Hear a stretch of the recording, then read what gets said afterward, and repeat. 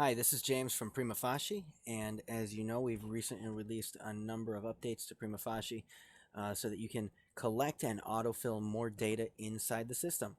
Now, because there's so much data that we're collecting and autofilling, it's important to know how to use it. So right now I'd like to address the question of when do I create someone as a related contact, and when is it that I should just add them into the Family Members tab? Okay, so first of all, let's remember the rule. Related contacts. When you add someone or link someone as a related contact, these are the people who will be able to fill the roles on a form in the case. Now, when I say roles, what I mean is, let's open a case here. Let's go to the forms. And we've got the I-765WS here. The applicant or immigrant is Robin Herbert Boy Wonder, or anybody else that we choose here.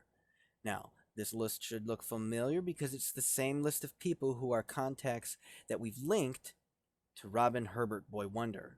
To prove it, let's just take a look here. Batman, Scurvy Bill, Amanda Smith, James Glenn, Susan Spouse. We go back to Robin's contact page. We look at his related contacts, and you'll see they're all listed here as well. Okay, so when somebody needs to fill a primary role on a form, that's how you do it. You add them as a linked contact. So why do we have the Family Members tab as well? Well, let me show you.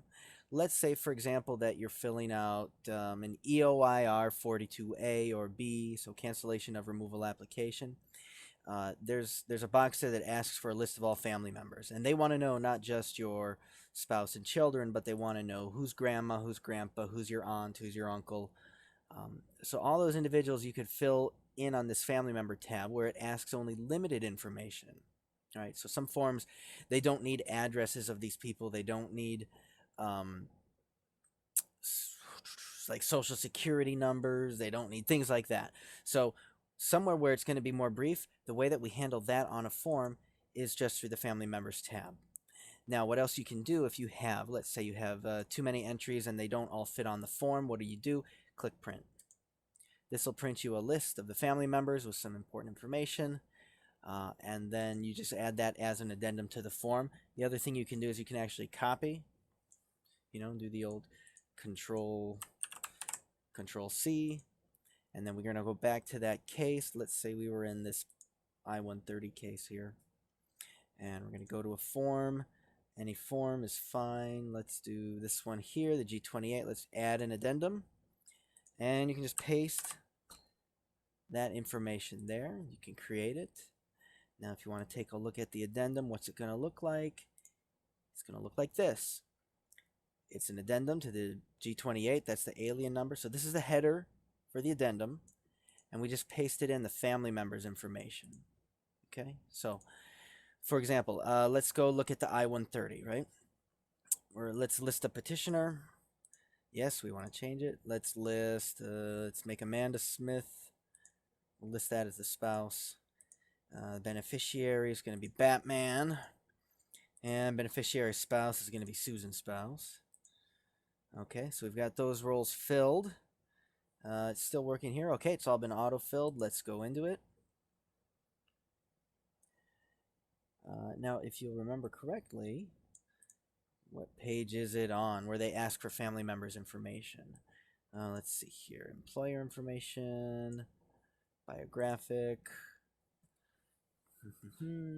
beneficiaries, addresses, other names. Looks like it may be here. There we go.